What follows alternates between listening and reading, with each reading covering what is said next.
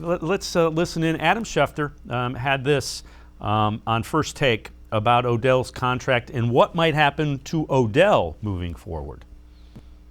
Well, it's not a question of basically Odell picking his spot. It's the spot picking him. And he's going to go on waivers at some point, and they're reworking the contract to make it more palatable for a team to claim him on waivers. And that's really been what's happening here. They're converting the remaining, I think it's just over $8 million in base salary into signing bonus. And without getting technical, what that does is it makes it more attractive for another team to claim Odell Beckham Jr. on waivers so that the Browns don't eat all of that $8 million.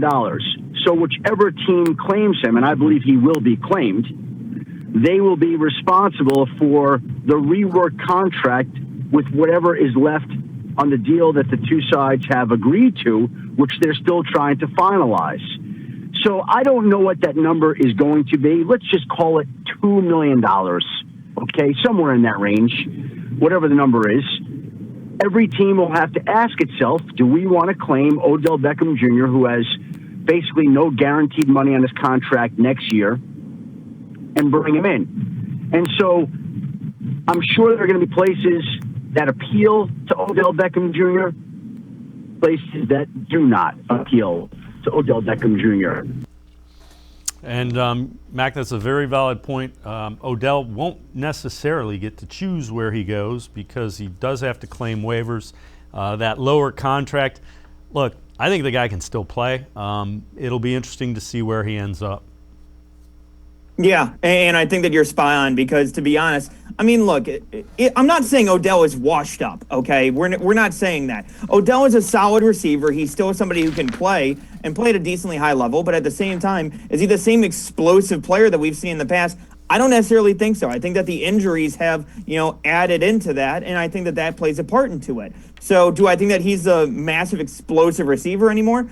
I don't think so, but I do think that he's still a very good receiver in this NFL, and I do think that, him going to an offense that, again, might be, missing that top target, I think he could pay dividends for him. And I think that at a certain point, him giving up some of that money to Cleveland and making that contract a little bit more palatable, I think that that's something that could be intriguing to him because, as much as people are saying put him on a playoff team, to be honest, if I'm Odell, maybe one of those teams that doesn't necessarily have that number one receiver, all of a sudden I can look like my old self, or at least look like a shadow of my old self at that point, and I can go ahead and make tens of millions of dollars this offseason in a new contract. So I do think that it's going to be interesting to see what he's able to do and where he ends up landing, because I do think that he will get claimed.